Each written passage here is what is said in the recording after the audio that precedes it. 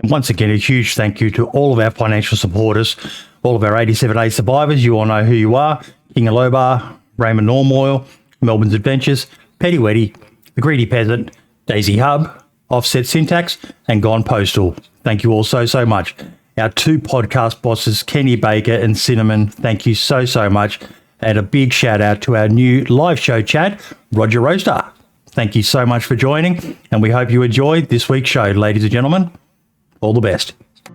And we are live in 5, 4, 3, 2, 1.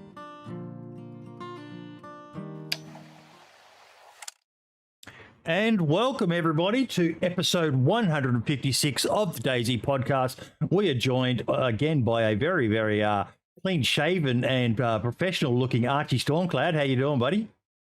I think I look like Brimstone a little bit. I just need to. You know we're near as handsome as Brim was, mate. He's the most gorgeous example of British masculinity that's ever existed on the interwebs. Yeah, centuries of inbreeding. That was a compliment. But our two guests today, just quickly, Dave can't make it. He's broken his foot. Apparently he was drunk on White Lightning and running from the cops while doing a drug deal. So that's why he's not here. He's now high as a kite. He actually didn't specify whether that was on hospital-issued medication or the drugs that he sells from his house on stream. But yeah, he's unable to make it this week. So sadly, no Dave this week. But it doesn't matter. We've got two guests this week. The one, the only Lasyen. How you doing, buddy? Hey, how's it going? Good, mate. Good to have you here. But we're also joined by the one and only Tatanko. How you doing, buddy? I'm doing well. Hello. You two are the brains and the power behind. Although I know you have moved on to Tanko, but it's still good to get you on because we'll talk a bit about the history of it. But you are the guys behind the DayZ Wiki, which pretty much anyone who plays DayZ, and not just as a complete and utter disgusting casual, has visited the DayZ Wiki at least once to find out stuff about DayZ. So, well, I'll start with you, Tatanko. Were you there from the beginning, like the mod days, was setting it up? So that's a complicated thing to answer. The wiki did already exist whenever I got started with it, so there was already like a website in place. But I would say probably at least 80 to 90% of it was related to the mod rather than standalone. Standalone was still pretty new at the time. I like to describe it as I sort of like walked into an empty office and started answering the phones. Like it was already there, right? I didn't have to do the work of creating the business, but there was nobody around for me to ask questions or anything like that. How did you get control of it? Like, how does that all work? I know it's on the fandom website. That took some time, and then that was back when it was still Gamepedia, I think. Yep. Under the Curse brand, I think it was at the time. Mm-hmm. How did I get control of it? After about a year or so of contributing as a regular person, uploading images, making changes to the articles and stuff, I wrote into the Gamepedia, the company, and said, we don't have any active administrators. Would you mind helping me do X, Y, and Z? I wasn't asking them for admin power. I was just asking them for help. And they were like, well, why don't we just make you an admin? And I was like, okay, I guess. Wow. Well, it's a good thing you did, mate, because, I don't know about you, Archie, but I've been there many a time back in the early days when there wasn't a lot of guides and stuff. YouTube was still big, but I literally have ganked so many PNG files from the DayZ Wiki. I apologize. That is honestly the number one source for it, isn't it?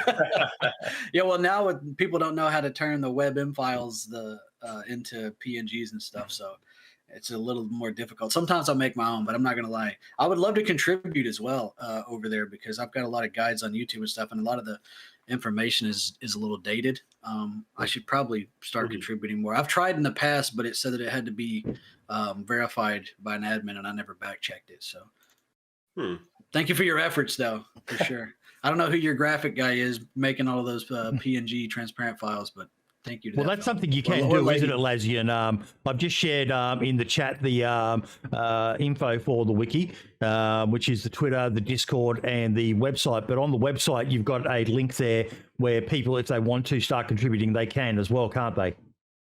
Yeah, that's true. I think, well, answer to the question of the PNGs. Generally, I do that a lot. I'll say there's a lot of editors that will come in. I am not like the only person who's like manning the shit. There's a good few people who come and go. You know, we do this all pro bono, so it's like you just want to sort of contribute what you can, and then you know if live stuff comes up, you just go and do that. And you know, we appreciate any input to the system to make it a better place. So yeah, this with the PNGs, I've done quite a few, and then there's been a couple of editors as well recently who have been, especially since like the renderer changes in like 6.3, a lot of those images sort of looked a bit funky and were maybe like quite small. So I think sort of going in like 4K or something like that, taking some screenshots and then cutting the background out and stuff like that. So you know what you could do, man, honestly, is you could put a 25% opacity watermark on those images, and that would honestly, that's what I would do.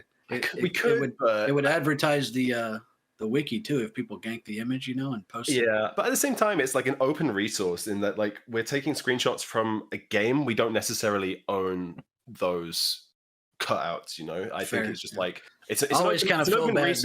yeah, it's an open resource, and you know, I don't really mind, and I think probably everybody else doesn't really mind that. Like, you know, if people take stuff from that, that's good. It contributes to the community more. I don't think we're looking for any sort of recognition. I see where Archie's coming from. In that, it'd be good if people shouted it out more. Because, like, I'm imagining back when you first took over Tatanko, was it pretty much just you, or were there other people contributing as well? And you were just a loose band of not really knowing who's who. And how did you communicate back then, pre-Discord days as well, mate? I did that was way before Discord. I did the lion's share of the work with you know, text edits and uploading screenshots and that kind of stuff. But I definitely cannot take any credit for those PNGs. That is not something I've ever been very good at. So folks like Lasyen have always been, you know, crucial to making those work. But yeah, back when I first started, it was just me, and then sort of over the years that I worked on it, people like Lasyen sort of trickled in and found their niche. Like certain people would focus on PNGs, others would focus on updating like values, for example, like the different values that belong to each weapon or each item in the game. That was always a lot of work, a lot of manual, like tedious updating things one by one kind of thing. Yep. And did you get much assistance from the dev team with that sort of stuff? So I actually, a little bit, yes. And so I mentioned already that I a couple times I reached out to the Gamepedia folks as well, and they were always super helpful. They were always quick to respond. They never told me no. They were always, you know, if they weren't a fan of what I was suggesting, they would say, well, how about we do it this way instead? Or, you know, if I needed to make stylistic changes. But yes, the DayZ devs were also, they weren't always quick to respond. And sometimes I'd have to ask multiple times or go through different channels or whatever. But Martin, who was on their community team back in the day, he was always super helpful. Brian, I could reach out to him on Twitter, and he would usually respond within a day or so. And Ivan Bukta, who actually didn't really work directly on DayZ, but he's responsible for all of Arma's map-related stuff. He's on their map team. So Ivan was actually a really good resource because he's responsible for Trinaris. Essentially, he's like the father of Trinaris. So were you yes, there? They weren't always super quick, but yes, they were always very helpful. Were you there during the changeover to 0.63? That is about the time I hung up my hat. So I was there. I was around for that. Responsible for you wanting to hang your hat up, like all this fucking work and it's all going to change. Right. Exactly. Yeah. It was one of those. I saw how much work was ahead, and I thought, okay, well, not only can I definitely not do this by myself, but, you know, it's almost like you would need to recruit a team and et cetera, et cetera. So I sort of unintentionally hung up my hat and walked away a little bit. And folks like Lasyen sort of stepped in to fill in the void and have done a really good job of taking things from there, taking the bones and you know, putting new meat on them, I guess, if that makes sense. Yeah. Those updates, like for the wiki were disastrous because everything changed. Everything got gutted. So for so long, there's thousands of pages on there. Having like so many pages, even to this day, we still keep finding stuff that is like, oh yeah, this hasn't been in the game since like 2018. Yeah, I see that stuff all the time. Yeah, but a lot of it is updated. So yeah, it's getting there. So yeah, maybe later on in the episode we can discuss a bit more sort of about the ways that we're trying to combat that, because it is a persistent problem. With do it now, mate. Explain it to us now. All right.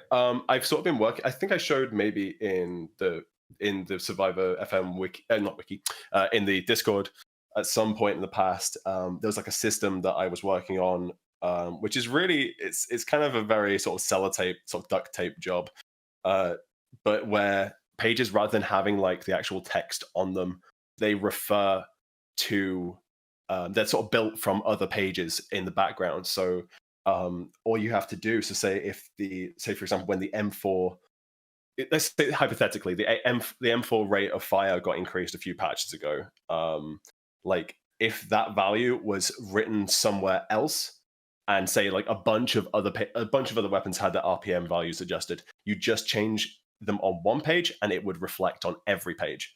So you wouldn't have to go into every page that mentions the RPM of the M4. It would actually refer to one place, like one static value.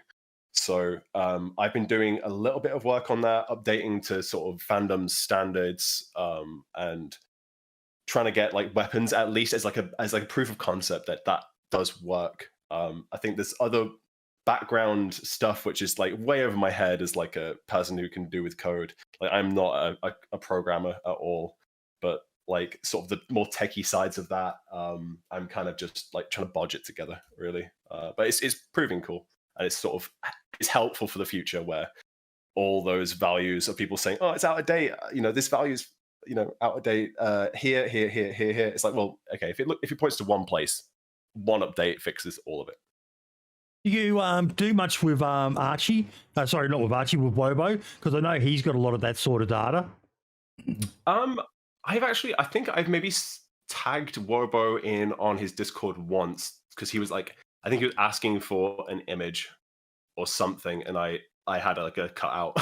Speaking of cutouts, I think I had a cutout and just like I sent the link to him. So honestly, I have I can't really maybe speak for the other admins and other contributors, but I've never actually spoken to Wobo at all. I think his team are cracked at getting data together and making sure that all their information's correct at the time. It's not up to them if it's totally fine if they don't bring this across the wiki. It's for his content. I don't expect them to be like contributing back to the wiki. Yep. So how many hours do you reckon you put into it, Tatanko, in your spare time? I was actually thinking about this earlier. I've got 3,500 hours in the game itself, and I would say conservatively, probably at least 1,000 in doing wiki-related stuff, either working with images or doing changes to code in the background, or writing guides, that kind of thing. I would say probably at least 1,000. Of course, there's not really any way of knowing, but that's insane, isn't it, Archie? Like when you're doing something and you've got a goal of monetization, you're a streamer, content creator, or something like that. But it's a bit like almost like modding in a sense, isn't it, Archie? You're just doing it for the passion. In the majority of cases, they're doing it on Fandom, which is a monetized website, but that's pretty much only for the hosts who run the ads and that on it. That's their whole shtick, is they provide this tool and then they're able to generate lots and lots of traffic to it to get people to view the ads on there, which is how they create their money. But they're relying on that free labor. It's insane that people are so devoted and will spend that much time, Archie. Yeah, it's kind of like Asmondian. That's how you say it, right? I always Asmondian. Asmond. Yeah, that's somebody that that you guys should reach out to. He has the best, like the most insanely detailed infographics. But he's another one. It's all about the pad. He doesn't make any money whatsoever, no ad revenue or anything. But yeah, it does. It's kind of like when I first started making guides on YouTube, there was no money in it. And I would be in the stream and people would say, how do you make a fire? How do you find fruit under trees? Like, and I would just make the video so I could link them to it. I never knew that they would be as successful as they became, but I borrowed pretty much all of my information that I couldn't figure out myself from the DayZ Wiki. So, I mean, it's definitely the OG. I mean, you have things like Wobo tools now, but I don't think I've checked Wobo tools a single time, except I had to use it for some advice on the train spawns with the new unique tags. Yeah. So that was pretty much but I think video game wikis are pretty much just ingrained into anyone who's a gamer or a completionist or, something like that. So, but yeah, for sure. Thank you. I personally am very grateful for it, man. Thank you guys for all of your efforts. And if you ever need help with PNG files, bro, just hit me up. You can add me as a friend on Discord. I've got an entire portfolio of DayZ PNGs I've made so I can throw them in my thumbnails. Yeah. But, just like a guide or something on how to do them. Yeah, just the other day I used the DayZ Wiki, one of the antiquated pages, because I was trying to convince people there used to be police batons and stun batons in the game, and they didn't believe me.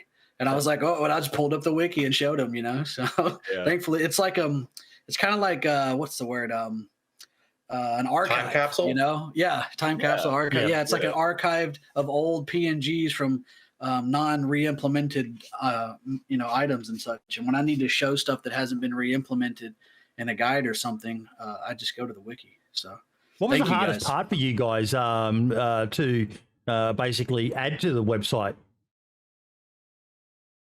Do you want to go say if you have a quick answer, Lasyen, go ahead. I'm thinking about it. Most difficult part to add, like, do you mean like a specific kind of content, or do you mean just sort of like?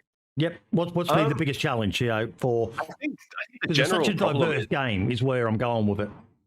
Yeah, definitely. I think a lot of stuff through like going through files, so like the whole thing of exporting. Was it like you push the what the like zip file called? Like all the ones that are just in the game files. You have to like unpack those into actual readable files. That's really good for like code diving and finding values out that you can then bring in, and like finding, like you said, Archie, about like stuff that was in the game for like archive purposes. That stuff's all kind of easy, but the actual big problem, I'd say, is volume, in that there's so much to update, so much gets changed per update. And when you have maybe like at max, you've got like 5 people jumping in and making like some tweaks over like a couple of weeks, where there's like real big things that you think that like, this really needs updating. This whole page about everything needs updating. Like the whole vehicle section right now, I know that for sure, that there is just like nothing about vehicle parts at all that is helpful to new players. So it's definitely that the volume of content that has to be changed specifically between updates, that can take up enough time as it is. So that's especially like the current problem, I'd say, but I'm not really sure about in the past. I would concur with that. It's not so much the adding new stuff. It's like finding the time to add the new stuff. Yep. It's not that it's like a technical challenge. It's just that, I always sort of felt like I was just like clawing my way back up, and I never quite made it to like where I could move forward and do new things. So like projects and that kind of thing always kind of ended up on the back burner, because there was always just, especially when the game was still in alpha and they were constantly adding new things as opposed to just changing things. Yep. So there was always new articles to create, new pictures to take.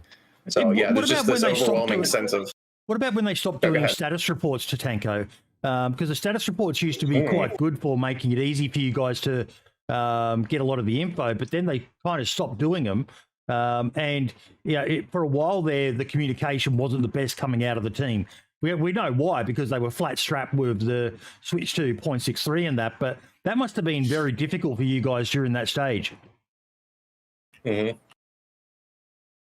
I'll say, Lasyen, that's sort of where you picked up, I think, was right around the time of 0.63. I'm trying to think what year it was. I think it was like 2018. It was like 2018. I remember because I moved back from college for like the summer, and I didn't have a desk, so I was like sat on the dining table with my TV that I brought back plugged into my like Alienware PC, just on the kitchen table, doing PNG edits. I remember that, and like I think maybe playing Minecraft. I think before I went back to college. But yeah, I think that was about the right time. Yeah, that was probably like 6.2, 6.3, right? Yep. Because I just can't fathom, the amount of work. Like, how many people did you have contributing across the time? We'll start with you, Tatanko. When you first started, how many of you were there, and what did you grow to? And especially during that dark period where we dropped down to around about 2,000 to 3,000 concurrent players, the interest just wasn't there amongst a lot of people. That you say that dark period, that actually, so it was a dark period for the game and maybe for the community as a whole, but for the wiki, it was actually a point where I could, like I just mentioned that there was always hard to find the time to do things. That actually gave me a chance to catch up and like actually work on the new things, the changes to the wiki, and because there wasn't as much to catch up on with the game. Yep. There weren't a whole lot of patches coming out, change logs to worry about, that kind of thing. So that's back when there were Christmas presents spawning at Chernobyl on a junkyard for 2 years straight. And then imagine you get this lull time like he did. You get everything caught up, and then 6.3 drops. So I know why he quit now. You don't have to explain it, man. I'll be right back, guys. My woman's yelling for me. I'll be right back. You can actually kind of see the pain in your eyes when we talk about that, Tatanko. Yeah, 6.3 was it was very bittersweet because I was very happy for the game. Yep. But as a wiki admin, it was like, oh boy, here we go. How much work was there at that time? Like between both of you? Like Lasyen said, everything needed changed. There wasn't anything that didn't need changed, basically, is the best way of putting it. Even like as Lasyen said, there was the renderer changed. So all of our images were no longer, I mean, they were relevant, but they weren't necessarily current. Yeah. They didn't look as good as they could. They weren't consistent. So there's over 7,000 images on the site as well. So wow, you can imagine the amount of work. So not all of them. So it was a lot of images made to be like locations, but then when the locations change as well, you need to update those. So it's not just like items specifically, items that have like magazines in or attachments on them, or like in different states. So there's like so many different like variables. So think of like one item, you think, oh, just take a screenshot of that. No, you got to like, for a wiki, it's all about the information. So there's got to be like as much as you can provide.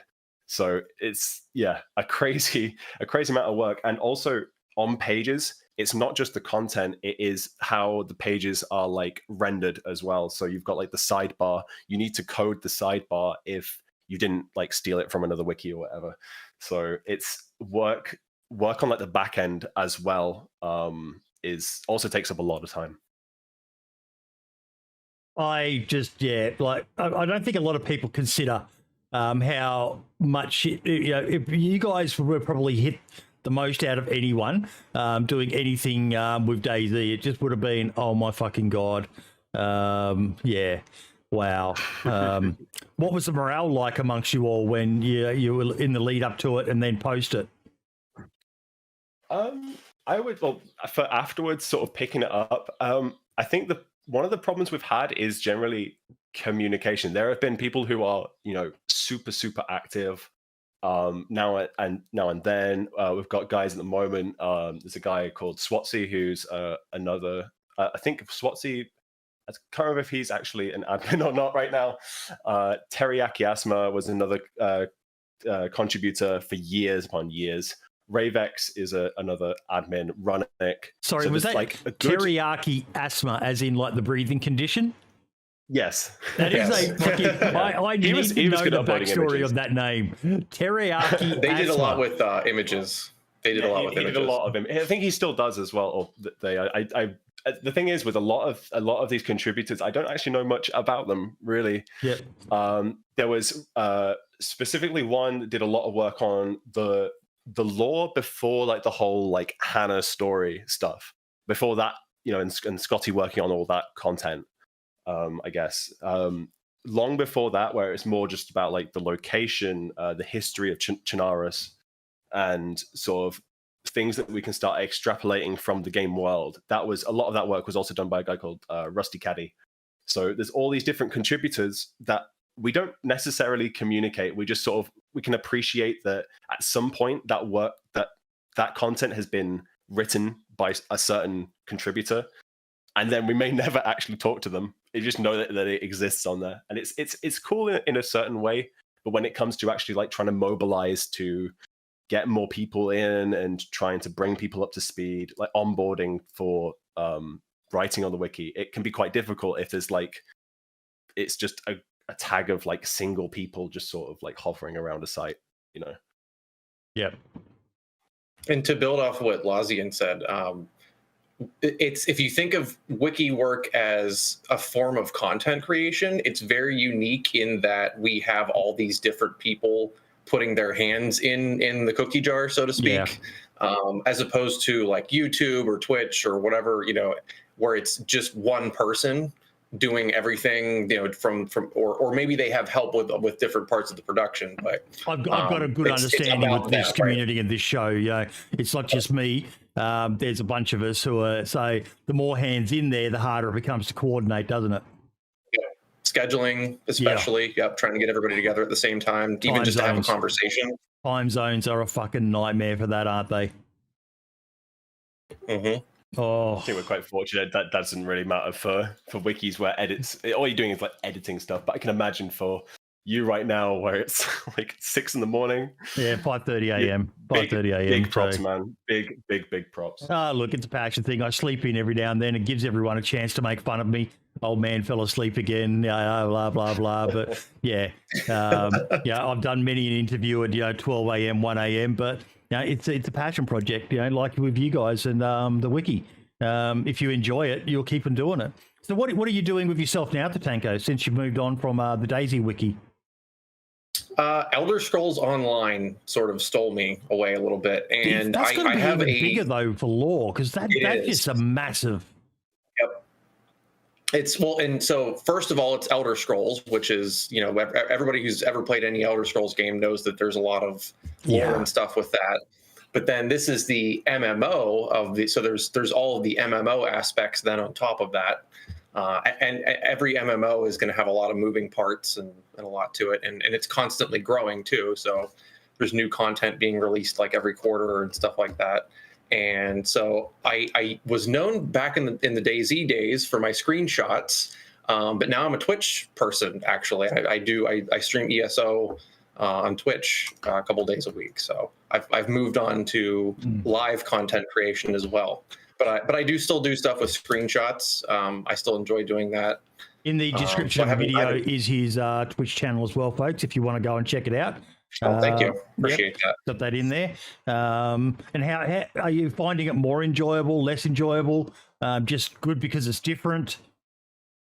I like the so as far as being live as opposed to doing things asynchronously with the wiki, I like the interaction with people. So I get to have conversations and hear from other people as opposed to just putting my thoughts out into the world. You know, wiki work is very one-sided. You can seek out other opinions, but you know what you're putting down on the page is entirely from your brain. So if there's any opinion in that at all, it's entirely on you. So I like the ability to interact a little bit more. I think it is it helps keep you motivated, doesn't it, Archie? You know, being able to stream YouTube or something where you're just creating the content yourself and having to stay self-motivated, unless you're one of those special people, that can be quite hard. Whereas streaming, it's great in that aspect of, you constantly, it's also punishing because if the viewers aren't there, what did I do wrong? What's going on today? You're always self-analyzing, but it is easier in that aspect, isn't it, Archie? Well, what's the question? Just like staying with it, like staying motivated is easier when you have streaming? Yeah, I mean, it's... it can be. Well, not just easier, but a bit more enjoyable as well, because you're getting that instant. Like I started streaming literally just to hang out with the viewers that watch my guides and stuff. Like when I quit on Twitch and went to YouTube, I just wanted to hang out with, I don't want to call them fans, but like supporters, you know what I mean? But it did help me stay motivated. And then it's easier I can say this, when I need content, gameplay content, I don't want to play DayZ off stream. So when I'm on stream and I got someone to hang out with and talk to, got all those people having 30 conversations, it makes the time fly by. So I don't know what happened to my camera, by the way. All of a sudden I'm on A&E True Crime. It's like super sharp. There's a funny question there in chat. Did Bohemia pay you for running the wiki? No. Absolutely not. Although I will say this. So this is a little bit of a humble brag, okay? But they did treat me very well when I made my way to Prague a few years back. So I've never been paid a dime, but what's that? They're good like that. There was that guy. Yes, exactly. And it wasn't me specifically, right? Other people have received similar treatment. It's not, it wasn't special to me. They took me on a little bit of a tour. I went out to lunch with them, got a little tour of the studio, that kind of thing. But like you said, other people have done that as well. So there was a guy on Twitter who was just a player of the game, I think, not even a streamer or anything. And he shared a tweet that he was in Prague or something like that and said, should I go visit the office? And the next thing, there's photos of him and Scotty. Scotty gave him the tour of the office and went out and had a beer or a lunch, or maybe even drinks that night with him. I can't remember the exact story, but it's great like that. And, I say that it was a funny question to Bohemia pay you, but I don't think there's really many games out there that pay. It's a passion project. That's just the way the market is. Should they? Maybe. I imagine there are some games that do have a professional run info site, but for the most part, no. It's a passion project that people who love the game do themselves, and in some cases that can lead to actual work. It's a great way of showing web developer or something like that that you can maintain a website, keep it up to date. And what about for yourself, Lasyen? Has it been had any real world benefits for you? Not particularly. I mean, I haven't been fortunate enough to get to Prague yet. Never say never. But for me, no, I've just been kind of just enjoying contributing when I can. I have generally been quite busy, and I never there's no demands for people to spend all their time, working on this wiki. But I'm always a big believer of, if real life calls, and you just go and do that. There's no forcing people to stick around and contribute. Any contribution is meaningful. Definitely. But yeah. So sort of me doing jobs, and then sort of I spend a lot of time doing some community management in music stuff, apart from this. So it's definitely when I'm busy, I don't really have the brain cells to start thinking about the wiki. And it's just when I come to sort of continuing my sort of back end work, I'll get around to that. Or if there's a new update and we need images, I'll jump in and grab that and grab the info and stuff like that. Yeah. Is there anything sorry, Archie? I was just going to say, man, if you need any extra help, I allocate Saturdays and Sundays to editing. But if you need any help with the wiki, I'd love to help. Just give me a holler and I'll jump in where I can. I said, I've got the PNGs and I know how to look the values up and stuff, So if you get overwhelmed, let me know. Sometimes it is just going on, and if you are reading an article and you see something, are you not necessarily convinced that this might be true as of the current patch? Sometimes just going in and just, if you want to do a little sleuthing and checking values, or even if the like you said, if you've got images that are a bit more up to date and don't look like they've just fallen out of 2012, just things even the smallest edits can matter, because if you think that 20 people might do that, if everybody's just looking at an article, but then those people make one small edit, or they know a little tidbit, the one I really like people doing is if they know stuff about the game, say it was 2015 and there was something about a weapon or a location that was an important trivia fact or something like that, just even putting that in the trivia section, it's just important information that I feel me personally, I would hate such a significant game in the gaming industry. I feel like DayZ is incredibly important for sure. What it means for battle royales and the current state, definitely with early access titles. There's a lot of history of gaming within this game, and if you start like, forgetting the development and like what has happened in this game and where it came from, and nothing was properly logged, it almost sort of feels like a bit of a shame. That's and so I already noticed that with like the Survivor game stuff, that is really hard to find like VODs of, unless there was YouTubers who took part and had their own points of view. But if they died like halfway through, you can't find out like the other half of the match. That's another bingo hit, by the way. I was Survivor about to games. say, is that another bingo question? And we'll let you guys have that one. The guest mentioned that totally unintentionally. For you two, they do podcast bingo now, and it's usually around things that I say. And anyone who knows me and knows the podcast knows Survivor Games is almost like peak DayZ for me. You were around back then, Tatanko. What do you remember about it? So I actually started right about the time. So that was very early on, right? That was very, and that was the brainchild of Brian Hicks. Yep. So he's the one that actually started that. No, He technically, the real lore of this is the idea was Soma. Right. I was going to say he worked for Twitch. some help with that. I worked for Twitch after, right? Yes. Brian Yep. Hicks is the guy who basically, Brian being Brian, he was able to flesh it out. But the actual idea first came from Soma. He was the one who said, what if we did a Hunger Games in DayZ? And then it fleshed out from there. And this is a great segue for something later on in the show as well. But carry on. And I was going to say that they even, I don't know how this works from like a legal perspective or anything, but they apparently they acquired the rights or something to the Survivor games at one point and then just didn't do anything with it. Mm-hmm. Like they essentially acquired the ability to do things with it. I don't remember what that looks, who they obtained them from or what that looks like, but there was even like a website and all kinds of stuff. That was going to be a thing. It was going to be like DayZ's esport, and it just never happened. I don't think you were around for this, but it did temporarily be a DLC that you could download and like play like the open beta of, and then I think due to multiple reasons, they concluded that it wasn't, they couldn't sustain this, so they closed it down. So doesn't it still show up on the launcher? Yes, it does. If you have the DLC installed still on your account, I think, because the fact is like delisted and like hidden, it might still be like registered to your account, because I think some people don't see the play SG, but I definitely do.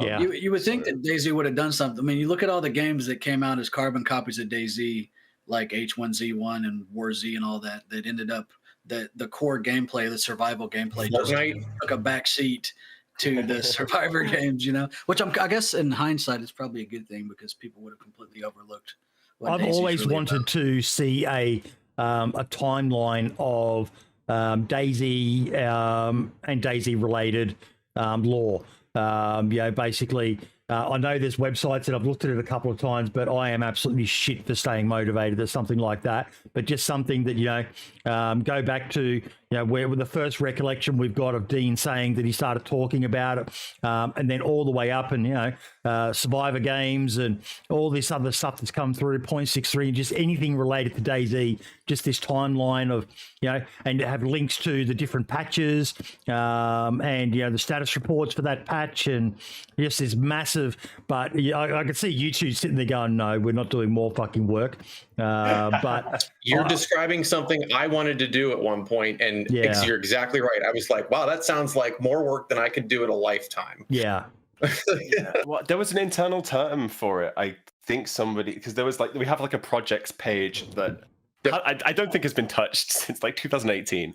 But at the time, there was a concept of beginning work on something called the Living Museum. And I think that was meant to be like that, where sort of significant, or generally any point of development where things were like, if things were altered. So say, for example, the Mosin having a bipod and then like the bipod disappearing and stuff like that. You want like coming into it now and looking at the wiki page, it says, oh, it's not in the game. But like, when was it removed? Like, things like things like that become, I guess there's like other sites like Minecraft, definitely. They're obviously their contributor base is huge, Yeah. so they are able to have people go like, oh, I know when this block was added, or this thing was removed in this alpha version, released on this date. And we'd love, I think, like as a team, I think everyone would love to have that kind of level of detail. It is the whole thing of volume, that there is just so much to do. You maybe make like edits to like maybe like 5 to 10 pages, and then you're like, I need to go to sleep, and then you wake up and then It is pretty accurate though, because like if you look at the defibrillator page, it says when it was removed. The hunting, like what is it, the Atlas bipod that you could put on the M4, and all that. It's still it's you guys are. I don't think you're giving yourself enough credit, bro. It's such a highly detailed. The attention to detail on that wiki is insane compared to a lot of wikis like the Hitman wiki or something like that. Where it's just kind of vague and nebulous, but.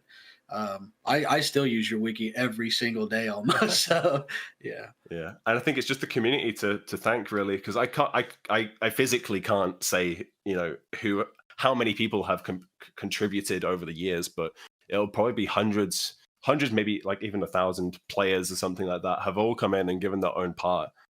And all I can really sort of say is that if you want to contribute something, or something about the game, and you realize it's not on there, add it. Just see like how other things have been like formatted on the page, like when you go to edit it, and just try and like slot your information in, because if everybody does that, if everybody just puts like a little piece of information, we'll be in a much different position. I think obviously trying to recruit people in, like you said, I think there's a lot of people out there who want to help and want to add, but they just don't know where to start. So I think that like there's maybe more that we can do as active editors, like to help people get into it. Do you guys have a Discord or anything like that? Yes, we do. I think there's a link in the Yes, there is. YouTube just posted it again. And I want to point out that you said about going in and looking at how an existing page was made, Lasyen.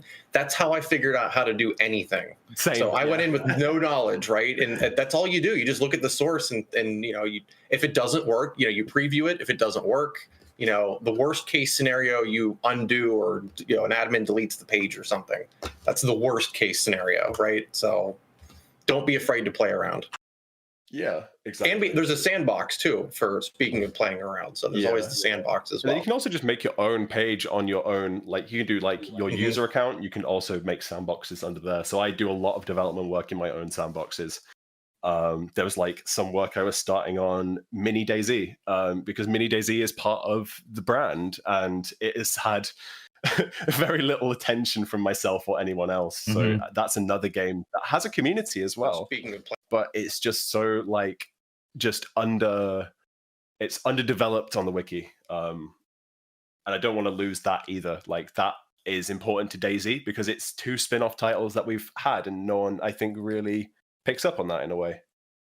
So, yeah, the amount of people who had no idea that the mini DayZs existed until that new video. I forget who released that new video, Boydie, the DayZ 2. His name's right on the tip of my tongue. The new one that just came out. Yeah, Baby Nades.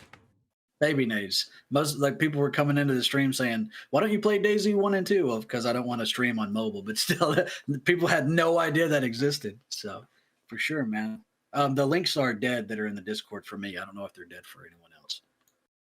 Oh, or sorry, that are in the chat rather. Is it maybe? Oh, it's because it's getting like a lot of hits, maybe. I think it's getting like the word website like included with it. I think you might just put like with the link. Oh, okay, there we go. Yeah, I think it just needs like a space after that. But yeah, if you want to join that and ask any questions, like there's a group of us who are just would be more than happy to just help people contribute. We're not very good at like server hosting questions and stuff like that, because I know next to nothing about that, or modding. I play vanilla most of the time, if I do even get on at all. I still have less hours than Tatanko. Tatanko has like 3 point something. Over 10 years I've had 1.1, I think. So yeah, you probably got the other 3,000 on the wiki though. Just finally trimming PNG files.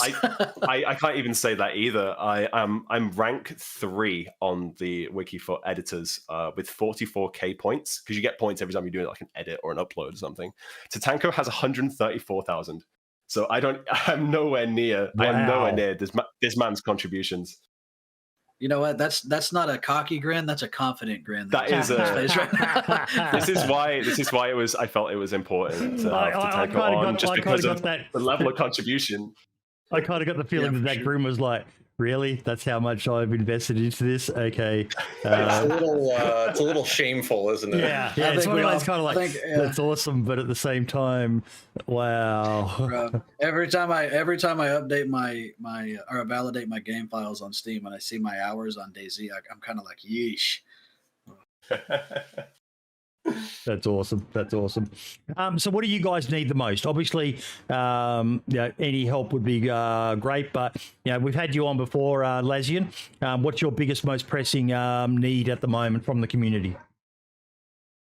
Ooh, I think for what I can see right now is people coming in, and you don't even need to have any experience, but it is just like I guess a willingness to like check through certain categories of pages. So say there's like, say for example, with when new updates come out and we don't have any images, for example, we have like it comes up a category saying this page needs an image. So if people are able to like go through those like categories, say there's ones where the pages are really, really short and they need somebody to sort of spend a little time just writing about what they know about it, or like what they can glean from playing the game.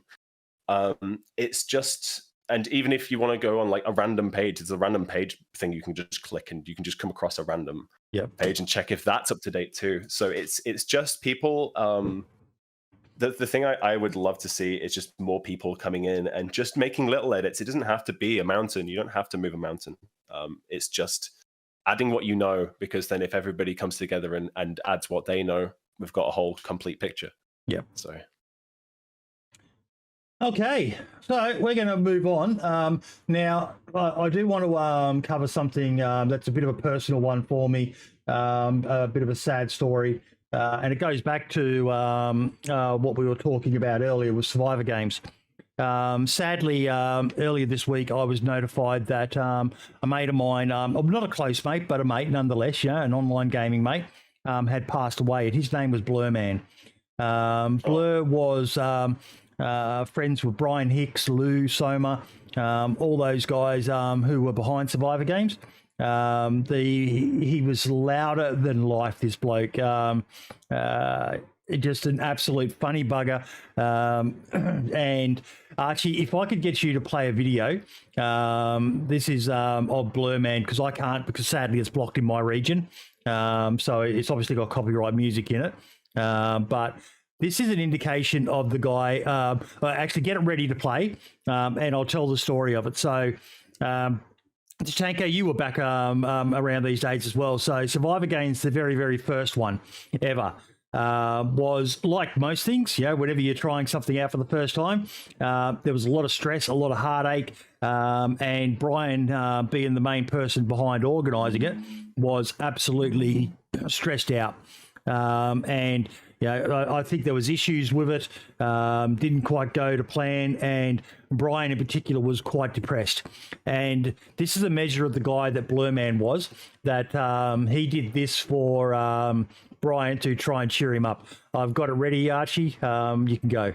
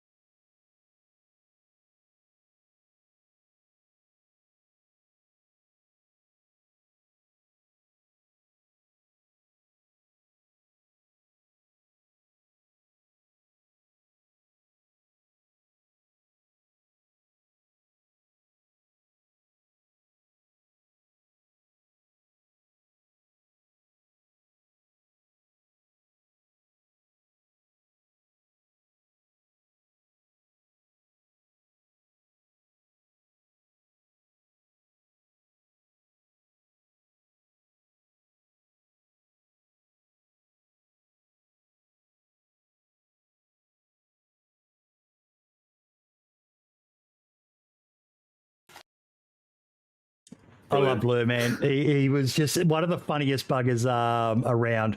And the sad part is like a lot of us, Blur had his problems in life, and he passed away. Apparently, they're doing an autopsy to try and work out exactly why. But I know, a couple of times he called me, drunk as a skunk out of the blue. He was going through a real rough patch in life, and unfortunately, he's right on the other side of the country from me. He's in or was in Perth, Western Australia, but he has no next of kin. The person he had listed as his next of kin, was just a gaming clan friend. No family or nothing like that. Oh. He was pretty much penniless. He had a house. He was living, payment to payment. And it looks like he's going to end up in a unmarked grave because he doesn't even have enough money. So I've got it in the podcast Discord up in the announcement sections.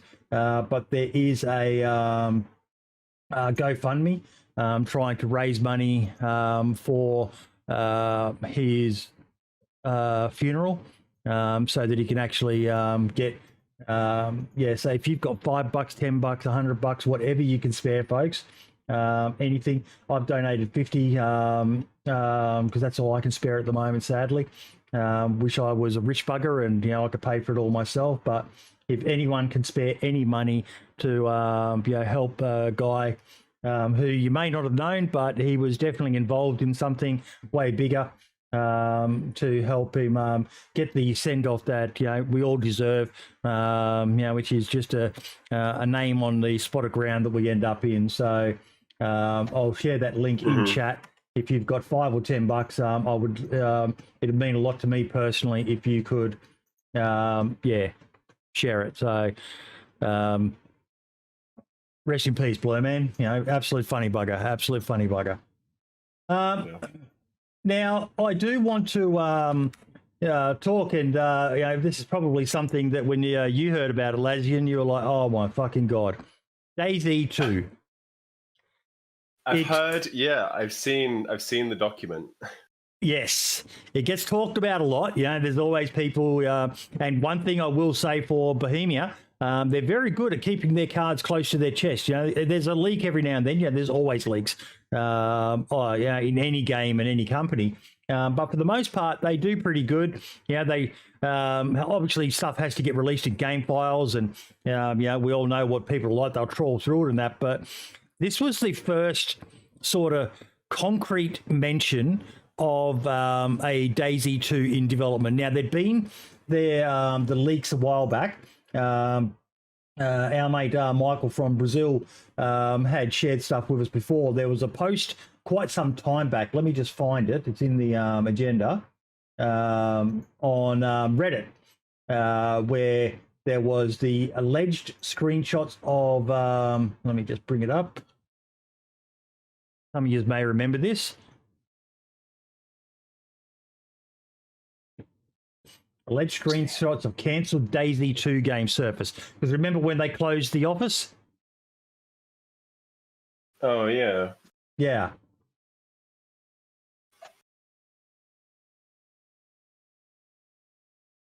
God, people are so thirsty for any kind of clickbait article. I swear to God. Oh, yeah. Alleged screenshots. It's literally just terrain builder development from some map, Yeah. they probably just canceled the DLC and went with Livonia instead, It could have just been Vigor, who knows? Yeah. Who knows at this point? But there was this all that time back. I don't know if any of you guys remember that, but I do. But then we had the court case with Microsoft, and the I won't say leaking because it wasn't a leak. It was just publicly available documents that someone, they obviously had an alert set up or something like that, or someone just found it interesting to see what they were doing. But it created a lot of hubbub in the community about. They mentioned, let me just bring up the images because I sadly didn't download the documents, but I did get some screenshots, and this is what they had for Bohemia. Now, what some people didn't realize is that This was what is called a M&A document, or a merger and acquisition is what they mean by M&A. There were a few people who talked about that side of it. I saw Red Falcon mention it. I think Skullspeeder did, a couple of others. But I'm guessing a lot of people didn't know what an M&A document was. They all saw this and saw, oh, shit, this is official. It's Microsoft saying this. End of the day, any company can make an educated guess as to what they think another company is doing. That is my belief of what this is. There's no confirmation in here that they have spoken to anyone at Bohemia Interactive. They may have. I don't know that. I can't say that they didn't. But end of the day, this is basically what we do on this show. This is them guessing what BI are doing. And they're talking about additional information. Deb working on Armour Reforged, Armour 4, and DayZ 2. Now, there's one thing that throws a spanner in the works here for me, Tatanko, and that they mention Armour Reforged, or Reforged as they call it. So they got the name slightly wrong, but back then there was very little. There was a post, I believe, about Armour Reforger, a leak that Armour Reforger was being made. But what do you think, based on all your time in this, Tatanko? What are your thoughts on what you saw about this? I'm kind of with you. I mean, I'm obviously skeptical based on just a report, but obviously we know Arma Reforge is a thing, right? Yep. And Arma 4, to me, I don't believe there's been any sort of formal announcement, but it's a logical. I see it we as know kind of, they're going to do it. Right, exactly, right. There's been no formal announcement, but it seems pretty inevitable that there will be an Arma. I think there was actually at the end of the release. It was called Road to Armour 4, the trailer that they released, which was sort of going through Cold War crisis. Then goes to Armour 2, Armour 3, and then Armour Reforger. The thing is, this is a document from 2021, I think.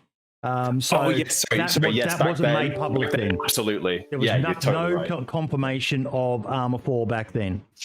But for now, they've mentioned it now, but back then, absolutely, there was nothing to gleam about this. Armour Reforger, I think, was not even what was it? Where they putting like the trademarking and stuff like that. That was the first gleam that the Armour community got. I know about there being a new sort of like an interim title between Armour 4 and Armour 3. That was the trademarking like getting passed through. So this must have been before then, even sorry. If they got the name wrong. What about you, Archie? What was your take on it? I think most of this is just hype, clickbait type, trying to get people's channels back in the algorithm, to be honest. I'm not trying to be cynical or pessimistic, but anything with DayZ 2, you can look in the Google AdSense, how heavy that keyword ranks. Yeah. It pops up right away. I knew it was just a matter of time before someone made a video about it. I think a lot of the hype with DayZ 2 is drowning out the hype that the updates are deserved of. You know what I mean? So like no one's really excited about the DayZ 1.2.2 update or whatever the next, I think it's 2.2, right? I'm getting confused myself, but they announced that they were doing backpacks and people are just like, oh, whatever. DayZ 2, people are going to be overwhelmed with the desire for a sequel when, they're still putting out updates for the existing IP. So I think it's just clickbait, man. It's a lot of people that are very hungry for, ad revenue. And I've seen so many articles pop up when I open Google on my phone, it feeds me targeted articles and stuff.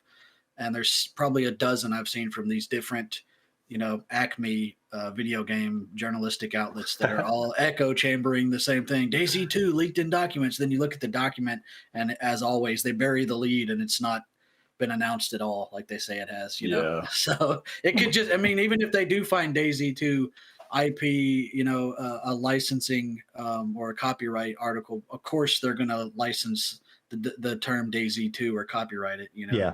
So I think people are just over embellishing to what is essentially clicks. just a research document by a developer looking at potential mergers and acquisitions. You're nodding your head to Tanko. That's just how I was business going to work. mention, I come from the Elder Scrolls community now. Anybody who's been following they put out an Elder Scrolls 6 preview teaser thing, like 5-6 years ago now. And they probably weren't even actively working on it at that point, right? Like it was literally just here's a title shot in a background, and how many articles and videos and blah blah blah have we had in the ensuing 5 or 6 years about a game we know literally nothing about? That's true. I was thinking the same thing about the first time. If anyone's played Diablo 4 yet, the opening scene, the opening cinematic, they released that 4 years ago. You know what I mean? And everyone was like, "Oh, we're gonna get Diablo 2 next year." 4 years later, I know there was the pandemic and all that, but I'm just saying, like, it's kind of drowning out the hype that everyone's they don't really care. They're not really impressed with the new updates. You know, I think it's gonna hurt the brand more than it helps it. If I'm articulating that correctly. No, you are. I hope I am. Shuey said in chat there, DayZ said they were looking at ways to expand their brand on the roadmap. Isn't that a hint? Potentially. But at the same time, I've done a spotlight with the guys who are looking at making either a DayZ TV series or a DayZ movie. That to me fits the idea of expanding your brand more than just making a second game. Yes, they need to license toys, man. License bobbleheads. License those. What are those little collectibles? My son gets them for me all the time. The pops, right? Yes. Yes. I'm telling you. License, exactly. Why have they not done that? I mean, I had that press vest made I used to stream in, right? And I had all of these back, those Hoxton masks and shit back in the day. Yeah, I had all those made and ordered. I could have ordered them from Bohemia, and they could have made more a licensed distributor. I don't think they could do the payday masks, but No, now they could. What I'm saying is they could do the anything in the game. You know what I mean? Or they could do those. We have a fella that I was going to say the injectors. The 3D printed injected molds. Yeah, those would sell like hotcakes. I still collect. I just spent $140 on Waterworld action figures, man. I would buy DayZ licensed merchandise for sure. I would love to see a silk map of the DayZ maps. The paper ones are good, but they've got the folds and all the rest of it in it. I would love to be able to just buy a pristine silk map. I'm selling DayZ maps printed on mouse pads on my merch store, and I haven't got a cease and desist yet. Why aren't they doing it? And you're announcing it on stream. I mean, I put it on Twitter and it got liked by DayZ, so it's all. Oh, nice one. Yeah, cool. I mean, there's so many brand. I know I'm not much opportunities. For sure. I'm not shitting on you, Scott. DayZ might like it, but I'm certain BI Legal are going. Okay. Right. Hey, BI Legal has their hands full, man. Yeah, I'm waiting on it. You can have the $48 I made, dude. The 4-letter word flag. I don't understand why they haven't done that yet, or even like small ones. Like I know they got the patches. I said on the last dev stream because they were like taking questions. And was it Scotty and is it Matej? I can never say his name Matej, correctly. But they read it out and they were just like, well, we have the patches. It's like, no, I want a giant flag on my wall. Like I will pay money for that. You just have to like officially like go, try for a printer or something like who will make them in bulk for you, and then you just sell them. And the thing about the maps is like all the maps that I have 4 DayZ maps. They're all antiquated. I just keep them as like time capsules, like you said earlier. Yeah. Because every time DOJ makes an update to the world, they have to update the map. They have to give away or trash or sell at cost or at a loss all of their old stock, and then get these new maps printed. Right. Yeah. They could be doing something else instead of making just map merch that they don't have to constantly. The maps are cool, but they are cool. They can definitely do a lot more. But I think honestly, if they sold little action figures or something like that, those would go crazy. And I know that the game isn't really the target demographic isn't children, but children aren't the ones paying $50 for an action figure. Let's be honest. But here's the email that I saved as well from the documents that came out. And it is 2021 when they were talking about it. So that did raise questions for me, like, okay, they do know about Armor Reforger. And I did find that there is a link to the, I think it was on Reddit as always, of someone talking about Armor Reforger back then. But Armor 4, DayZ 2, I don't see them mentioning this in these documents as a gotcha moment. There's the proof we need. To me, that's a logical What are their biggest IPs? Vigor, DayZ, and Armor. What are the logical things they're going to do? An Armor 4 and a DayZ 2. DayZ has proven to just be, there are bigger games, but DayZ is just this zombie game that just never dies. Armor is pretty much recognized as one of the best mill sims out there. I know Squad's making big improvements on itself, going back to what they originally envisaged. They strayed a bit, but when you think of a mill sim, you don't get much better than Armor. It's the king of the hill for no pun intended for the Milsim franchise. So they're logical games. So they've done Armor 1, they've done Armor 2, they've done Armor 3. They've just released a new community DLC for Armor 3. They got this whole new engine. So at the time, it was an easy thing for them to say. I don't think that there's any confirmation from this that they've seen any documents. If this was a, I can't remember the name of it, due diligence. Due diligence is what you do when you have basically made a proposal to acquire something, and then that's when you start investigating. You would ask them to send you documents, but the likelihood of those documents ever being released in a court document like this, I highly doubt that they would get. I know a lot of this stuff got redacted and taken down, because they released probably a little bit too much, but if it was a due diligence document, different story.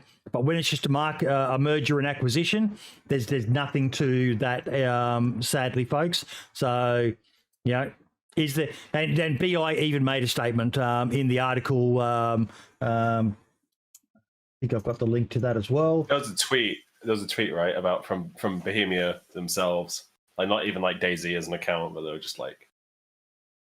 I just want to inject while you're looking that up, boy. What Stud Muffin said in chat about the DayZ merch is at least better than the Bethesda canvas bag. I was thinking about the Bethesda canvas bag for the entire rant I just made on merch. I was thinking about that as well. I think it's funny that he brought that up. I did reach out to Scotty as well and say, is there any official comment? And he said only what is in the article, which I'm just bringing up now. Yeah, even like you said, Archie, it's just clickbait from them. If these journalists were worth any salt, they would have defined. I don't remember reading in here anything where they tried to explain to people what a M&A document is. So it was just pure clickbait designed to get people to go to their website so they can get their ad revenue, click on links to other stories. That's all it was. It was sadly very poor form reporting. It was worth being spoken about. For sure, because it's quite interesting just from but as soon as I saw it on Kotaku, that thing's a tabloid, man. That subtitle is terrible, by the way. Surprised it's not called Day A. Yeah. Oh my god, comedian. What? Underneath the title. No, I see it. I'm just like, what? It's not even funny. That's what makes it funny. They buried the lead so far into the article about how minuscule the leak even was, or I don't know, man. Those are just tabloid rags, honestly. And there's a statement from BI. While we are expanding our focus regarding the possibilities of the DayZ game brand and team itself, we can't offer too many details at the moment. There are numerous projects Bohemia interactive dev teams are currently exploring, working on, but they will be officially revealed when and only after we feel the time is right. And that is their statement. That's all that they're saying on it. Yeah. And it's worth noting that Bohemia is a publisher, not just a developer, right? So, yeah. Anybody else remember when the incubator was a thing? So that's like where Wylands and Vigor and all that stuff. Yep. They sort of started as almost like in-house indie games. Yep. And then sort of got folded into the larger umbrella. I just learned about that like 2 weeks ago because I was wanting to know if I could make my own game on Infusion because I'm in school for game design. What was the other game that they had? Argo. Argo was you have to say, that's where Molden came from, the map for Arma 3, because they were working on that like competitive shooter thing. I think it was kind of just when like Siege was being a thing. And they were like, okay, we need to sort of do something with Arma. And then they were like, oh my god, the engine is not ready for like a competitive first-person shooter. Now, Tatanko, I've got a question for you, mate. This stemmed out of the fallout from the DayZ 2 leaks. As always, you see this sort of stuff, and there's lots of comments on there. And one of the comments I saw is something we've talked about a bit before, but you being an OG of DayZ, from the start of DayZ Standalone to now, one of the things was, how about they finish the fucking game they've already got? I was actually going to bring that up whenever we were looking at that document, is that they are still actively working on the technical aspects of the game. So what was it, just a couple of patches ago, they did a lot of work with the vehicles again. So they're still actively working. They're not just like putting out new clothing and new, like they are doing that, right? Because you want new shiny things, but yeah, they are still actively working on the game, and I feel like they wouldn't be doing that if they were working towards a whole new game. Yeah, they'd kind of be doing what every other company seems to do, where they sort of start getting on a good roll of releasing content or like fixing parts of the games, and then just out of the blue, just going, "Yep, that's the last update." Bye. Yeah, I don't remember the last time Fallout 4 got an update. Yeah. So it's like, I definitely agree. It's not just aesthetics, but that's the thing with consumers is they don't care about anything but the aesthetics. They don't care about the patch fixes or the hot fixes and stuff. But I don't think DayZ is a game that can be finished. I don't. I think there's things I think there's some aspects that do need to be improved, but... I don't think a lot of games, I know we talk about this almost every single podcast, but I don't think the model for a lot of these PC titles is the EA Activision just release a reskin version of the same damn game over and over and over. If you played one Assassin's Creed, you played them all except Black Flag. A Call of Duty, it's just in a different time period. They just reskin and re-release the same game with a different title and slightly new features, which they, you look at like Rust. Every single update, they've got some new crazy update that brings people back, right, and keeps people playing. DayZ's kind of doing the same thing. What's the point of a DayZ 2 other than, like, I'm a huge proponent for it, giving the devs a clean slate, because I don't know any other game that's running on 2 engines simultaneously. Yeah. So that hybrid beast that is whatever they've got, the spaghetti code creature from Frankenstein's game engine. But to me, about the only thing that I would tentatively agree with people when we've talked about this in the past is when it's got roughly parity of content of what they had before. They switched from 0.62 to 0.63. So bipods back in the game, a lot of that sort of stuff. Bring back the troop transport, the bus, those sorts of things, and then I think they can. Yeah, party the party bus. Yeah. Helicopters need to be, I think helicopters and the sort of pre beta content, if they just get that ready, I think the movement with Reforger, how that is coming about now, like they've just dropped an experimental patch that I was away while they dropped the patch, and I was like texting my friend, like, I am so upset that I can't play this right now. Reforger, honestly, if you have not played it, go into it with like an open mind of like thinking this is the next step. They're still working on it. See what they're doing. If your PC can also run it as well. But it is, I genuinely love the direction of Reforger, and knowing that in the future, if DayZ 2, say give DayZ development another like 3 or 4 years or something like that. Armor 4 is like coming out soon. And then they go, okay, it's time that we have a full Infusion DayZ experience, and we start making DayZ 2. A lot of that back end is going to be there already. We might have a very quick turnaround where we haven't got this technical hell, literally, to deal with. I think it's going to be, and the helicopters are coming in at some point in the next year with Reforger.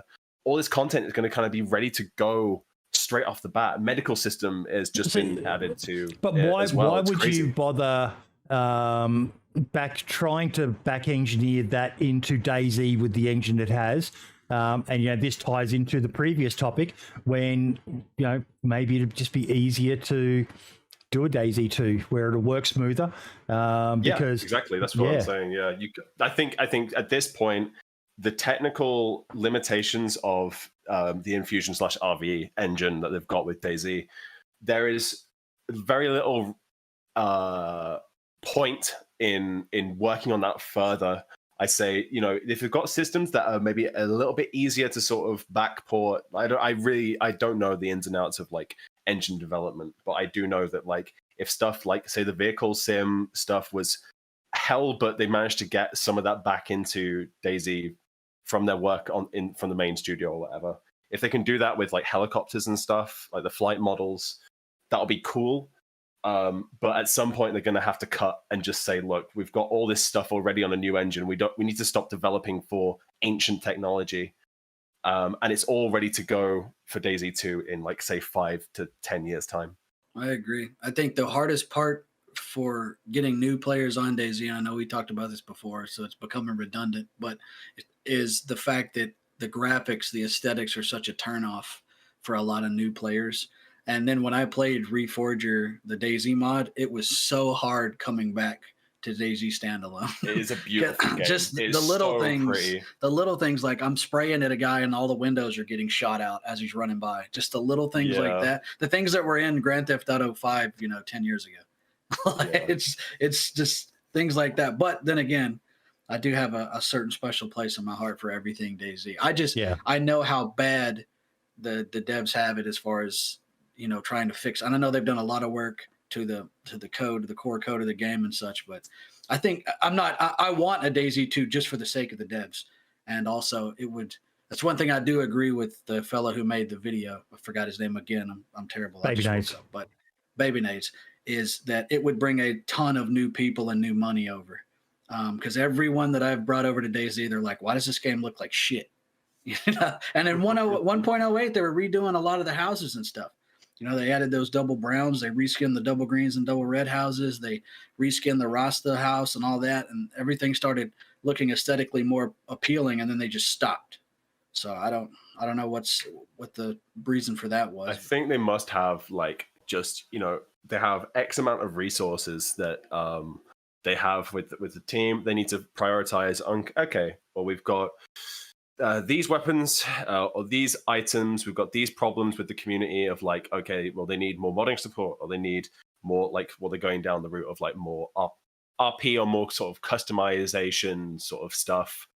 And sort of maybe going down that route of development more so than, say, the one that you've been describing, where they've sort of, I don't know, I think it's just that they've got very limited resources, I would say. True, yeah. And they've got to figure, okay, for the next set amount of time, what can we realistically spend time on, and what can we provide to the game that is going to have the most meaning compared to, say, like, I don't know, like adding more guns or well, also to add, this game has so many different subcultures. You have your RPers, your PvPers, your homesteaders, your survivors, trolls like me, right? So when people, when they brought out the orgy masks, I don't know, the carnival masks, right?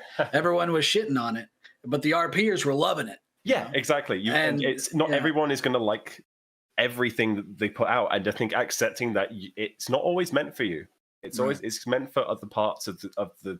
That's, and I think that, have you ever seen the Soviet Womble video about all the different subcultures of DayZ? No, but I'm going to check it out, because that's something I've been trying to articulate to people. He's incredible at deep diving about the specific, like real uniqueness, like points of DayZ. So the whole subculture thing, we had Overwatch, like DayZ Overwatch, we had DayZ 2077, we had DayZ Overpoch, Epoch, all those DayZ mod things back in the day. And they were their own subcultures of people tweaking the game to what they wanted. And we get that now with the modding scene. So it makes total sense that they're like, okay, RPers need more stuff. We need the modders to have the technical ability to do what they want to achieve. So everybody can be happy in their own way. We don't have to cater in the base game to everybody. Right. And you've seen more of that lately with what they're offering in terms of tools. You mentioned about giving modders more things to work with. They've been giving more options to the server owners and stuff like that lately as well, which is nice. Oh, yeah. More control over like different aspects of the environment in game and stuff like that. So, legendary Bohemia, modability and openness and customizability. So I think they also recognize what they have, and they know that they themselves don't have to create every little thing. They can simply put the tools in the hands of the community and let them have at it. Yeah, even just updating the server owner side, the true false statements instead of ones and zeros was a big thing for me. It's a small change, but it all adds up in the end. DayZ Hub, if you're still listening, mate, I know you've been having... there we go. We can see you now. You're talking. DayZ Hub, that video is absolutely amazing. He was saying before he couldn't type in chat. I've just been working in the background, if you've seen me. Yeah.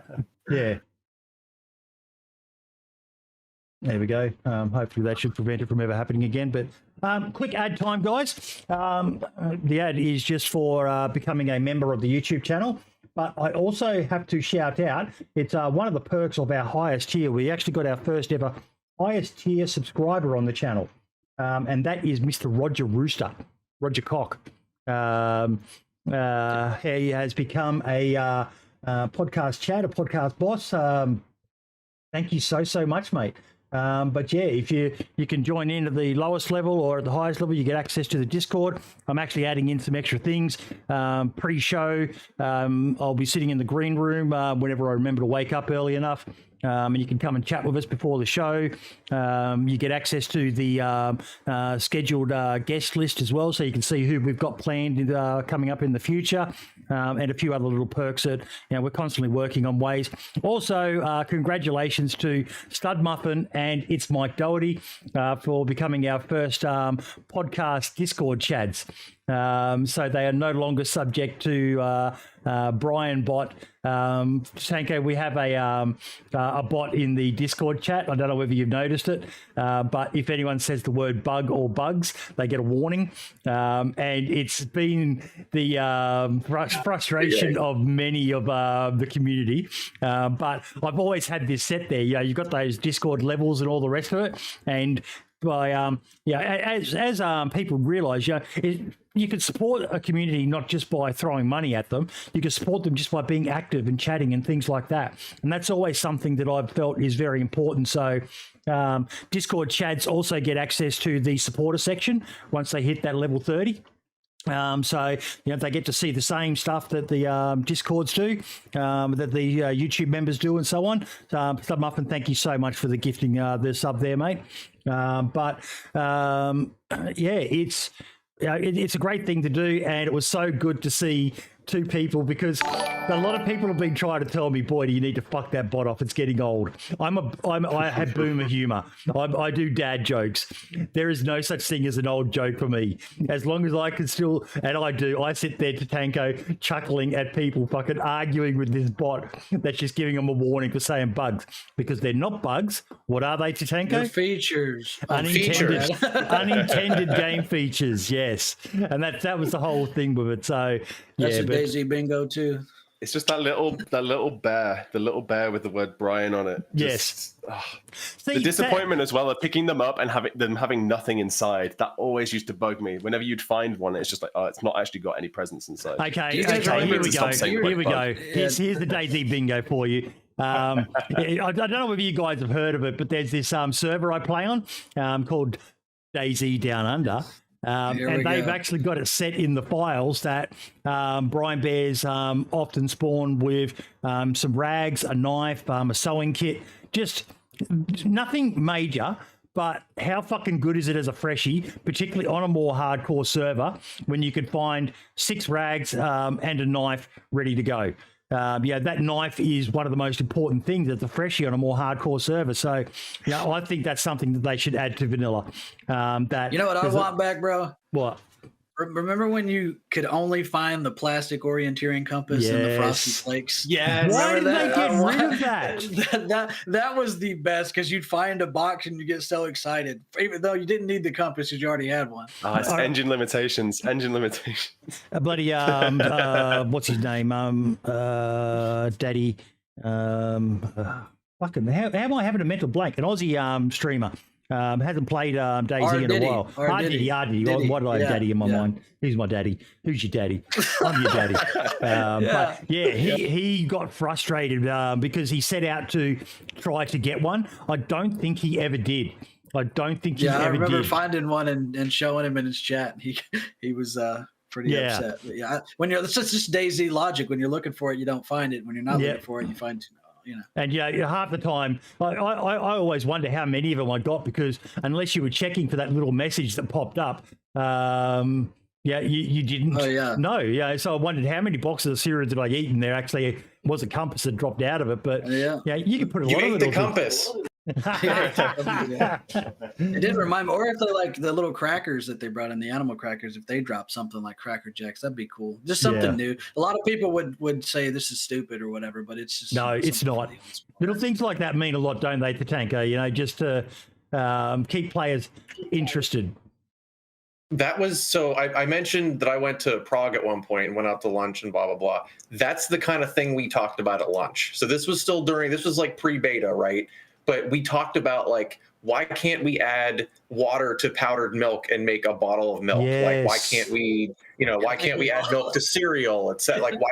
There's a lot of talk about why can't we combine things? Why don't we have to cook fucking rice? Who here has ever eaten raw rice? We don't eat rice. No rice ever. It's one of the dog. And we've got a cooking pot. That's it frustrates me, man. The lack of development in the cooking. It's literally put a piece of meat on a fucking stick and point it at the fire, or stick a pot on a fire and it's a listen. lot better than it was. Yeah. In a grid down scenario, they even got rid of having to have lard in the pan for it, or it would burn. Yeah. That was something. I still do it because of the habit. I'm like, I can't cook this. I don't have fat. People are like, what the hell are you talking about? But yeah. Yep. But no. We also had during the week, let me just go back to the agenda.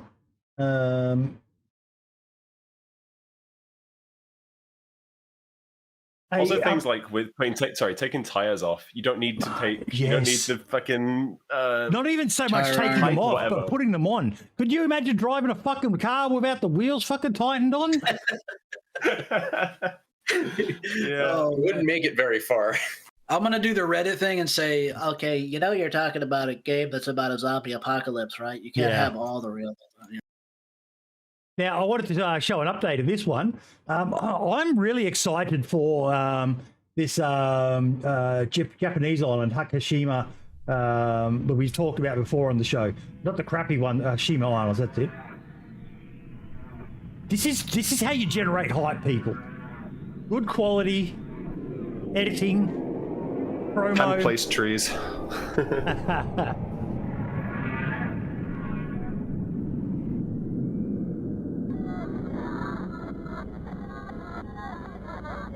mean, I don't know about you, but when I first watched this, I was waiting for the girl from the fucking Ring to pop up or something and scare the shit out of me.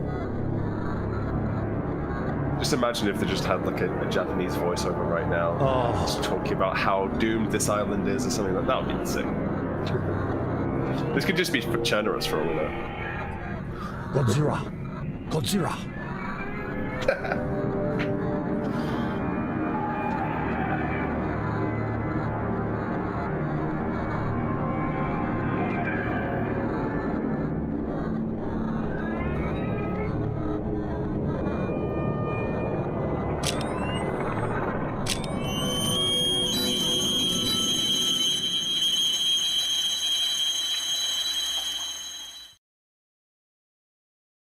Brilliant. We've seen it time and time again. Adam did fantastic with Namolsk, with the teasers he released from that. This is what you've got to do. You can't just, and we talk about this all the time, Archie, but even for modders, a clever little video like this does wonders to help promote the product you're trying to release. Even if it's only a passion project, there's nothing more rewarding than people embracing. They've got 5,307 views, 48 likes. I'm going to retweet it from this account as well. I'll share it in chat for you all as well if any of you want to have a look at it. But that is just. Dude, I hate to be this guy. I hate it. Okay, because I know how I sound. but that is so underwhelming to me. It's just him doing a slow pan and then putting a preset filter over it with some music.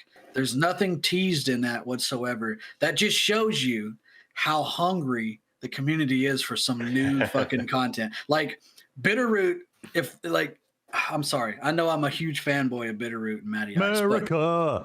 Fuck yeah. that map is perfect. All right. And it's halfway done. When I saw that, I know I sound like pessimistic, but no, you're talking. The problem you're making here, Archie, I'm going to interrupt you. The problem you're making is you're only considering that one trailer. That one trailer by itself, if that's all we knew about Hashima Island, would be. I'm just talking about the hype from that trailer. Just from that trailer alone. They've released a lot more. Like, I've right got now, this, don't get me wrong. The amount of reskins and things that they've done on their items and stuff, that's what they should be showcasing. Because when I see that. When I see that in a trailer, I'm going to be like, holy shit, what is this? It's going to grab my attention. And look at this environment here. This gets my attention. That right there, why wasn't that in the trailer? You know what I mean? That trailer was just kind of banal to me. That's all I'm saying. That's my critical reaction. Did Sumrak ever do any? I don't know. He did like the Mouse like story sort of lore drops. Yeah, he did a teaser. Did he ever do any sort of like video teasers as well? He did. Yeah, I saw it on the podcast for the first time when I was a host. Spotlight interview. Spotlight, yeah. And it's one of my top 5 greatest achievements in my career was that for whatever fucking reason, Sumrak let me release the first footage trailer for Namols. I'm still blown away by that. And yeah, it was. I still remember it. You know, the song I picked for it. And it was one of the most fanboyish, giddy schoolgirl moments that, when he did the interview with me and then said, yeah, here's the trailer. And I said, oh, what's the link to the YouTube? And he goes, no, you release it. And I'm like, wait, me? Okay. Yeah. Wow. Was that another point for the bingo card? What point was that one? What did I say or do? By the way, before we carry on, I interrupted you. Oh, okay. Before we carry on, I'm not shitting on the map or the development. I know how much goes into it. All I'm saying is, what do you mean? Trailer, making maps is easy, according to someone. I think that trailer isn't. Like you said, you can't tell if you're looking at Chinaris or what you're looking at. It's just them doing a slow pan through the woods, and I get it. They're probably not very talented when it comes to creating cinematics, right? That's an entirely different skill set. But there's so much stuff that they could showcase to generate hype. The fact that they reskinned their items to be in Japanese and to look Japanese shows that off. Yeah, I think you're so right. Yeah, it's incredibly impressive when you see the amount of they went and did reskins for almost every single item that you pick up regularly. That should be what's being showcased. I think of all those screenshots I could take. Yeah, the marketing is kind of. What's lacking there? Honestly, I think all that trailer really needed was, even if it was just like that, just imagine that there was like a Japanese like dude's voice talking about how terrible the island is. Yeah. Like after the virus came, and then you've got like the English subtitles at the bottom. It doesn't need any more than that. You're listening to the words of that. But if it's just like just a slow pan through with a filter, I think you're kind of right. There needs to be some decisions. Yeah. Yes, if you guys need help with your trailer, hit me up. Look at my YouTube. Yeah. I'll do it for free. just because I know that when that finished product comes out, it's going to be insane. Yeah. And DayZ Hub's got a good point in chat there as well. Look at the power of cinematics. You know, the trailer ones that they do for every update for DayZ. Even the one that Scotty had done for the April Fool's Day prank. People love them if you do them right. The Valentine's Day one to me is still one of my favorites. I know it didn't go. Did you see that one, Tatanko? What did you think of it? You liked it too? I liked it as well. I thought it was fun. Yes. Bodie didn't believe me. There were sawed-off Mosins in the trailer. Yeah, they have green Obras. I saw that. And you cheeky. I had to take it. I had to go through it frame by frame. He's like, "You're a fucking idiot, mate. I don't see anything." Well, I couldn't see the crossbow either from the last update. I was like, what fucking crossbow? What are you fucking on, lad? You're fucking full of drugs, mate. You've been over fucking everyone knows Dave House, haven't you? That TikTok was really cool. The TikTok animation that they did for the Did you guys watch that? I did, yeah. Yeah, that was. They're definitely, their marketing is good for their target demographic. You know, they have a really solid, really talented team over there for that. Yeah, for I sure. think they just have a big. I guess it can be a community issue that there is a passionate community. We are obviously like I think we're all parts of this in that like we are very passionate people. Do you about have the all game those on the wiki? All the different trailers? I think there's some links to them, but there was a project that I have written down in Notepad on my PC that I need to create pages about those. I tend to go off like whatever Halopedia does, because the Halopedia guys are incredible. Like with all of their content and making sure everything's cataloged, every bit of merchandise, like official merchandise and stuff like that. And that's kind of something how I would like to have it, where it's all logged and it's all like there, that you can look back and see what the company did and what you know, and all that. But yeah, it's I don't know. I feel that like. Sorry, I've completely lost my train of thought with that. That's how it goes, man. That's how it goes. It's rough, and then you're talking and it disappears. Yeah, it's a live feed. I just want to say that they're commenting on my camera in the Discord about how it looks like a jail video call. It really does look like a jail video call. I turned on my LED lamp from orange to white, and all of a sudden it does look like I need bail money. Chat makes this podcast, man. I'm telling you. The guests are almost always insane. And you know, me and Boydie can riff off each other and Dave and whomever, but the chat always that's why we pretty much have to always do this live. A lot of podcasts don't do live feeds, but they bring so much joy and interaction to the table. Thank you guys. It's good. It is good. Archie, any servers that you want to talk about? I just want to talk about the Bitterroot playtest that just wrapped up. It was insane. We had a fundraiser for a community member of mine who had a drunk driver crash into his flat over there in the UK. So he had to be moved out temporarily because they had to disconnect all of his gas lines and such. So we did a fundraiser. We raised $200. I'm waiting for it all to post. I'm going to send it over to him. But Maddie put base building items back in Bitterroot for us just so we could do that fundraiser, which is insane. Very nice gesture. And then he came and donated $50. So the playtest did just wrap up. The next one's in August. I'll definitely let you guys know when it is. I don't have a shout out this week other than just that's right. I've got two for you. Okay. I was just say, please go over to Maddie's Discord and donate for the development of Bitterroot, please, because he's coming all out of pocket with all of that. And you guys know how much I love the map. Mm-hmm.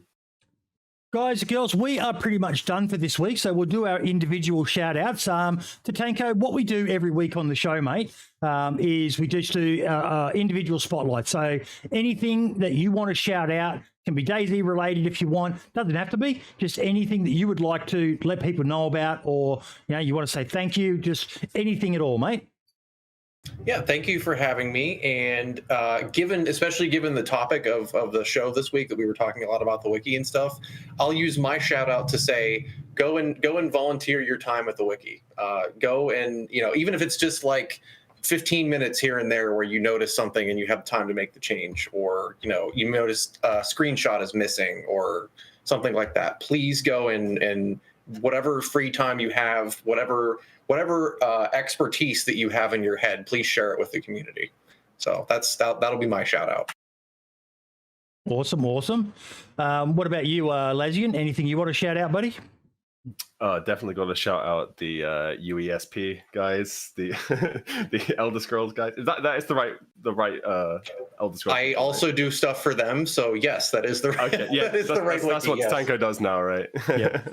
the Elder Scrolls wiki. No, honestly, just all the wiki editors that come through.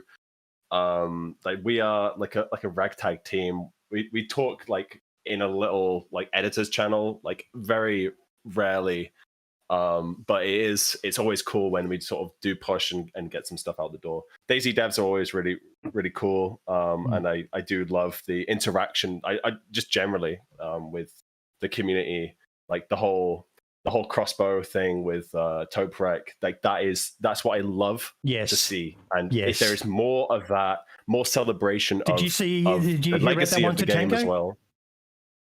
I'm sorry, I didn't hear the question. So what he's talking about there is with the last update, they teased the release of it by tying into one of the all-time greatest DayZ videos, cheekily titled "DayZ is Garbage" by Toprek.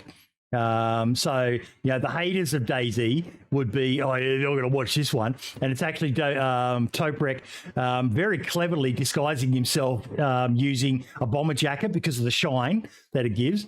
And he hid in a pile of garbage at the school at Severograd and was using a crossbow to shoot people. And all the promo for it was shots of that pile of garbage. So those who knew. The idiots like me were like, not putting two and two together, but it was great to see them. They don't normally do it, they're usually quite a bit standoffish. They don't go all in with a creator, but Tope has done so much for the game over the years, and it was great to see them. A subtle nod to one of the legends of the DayZ content creator community, and it was beautifully done. I don't know how you missed it. As soon as I saw that pile of trash, I could hear Toprek's laugh in the background. Because I'm a fucking retard. Whoa. Sorry, that was on my end. Oh. That wasn't. It's just someone shouting outside. But yeah. My shout outs, I've got two of them this week. One is I want to shout out Cabello. For the what is it called? The Only Way Is Up map or something like that.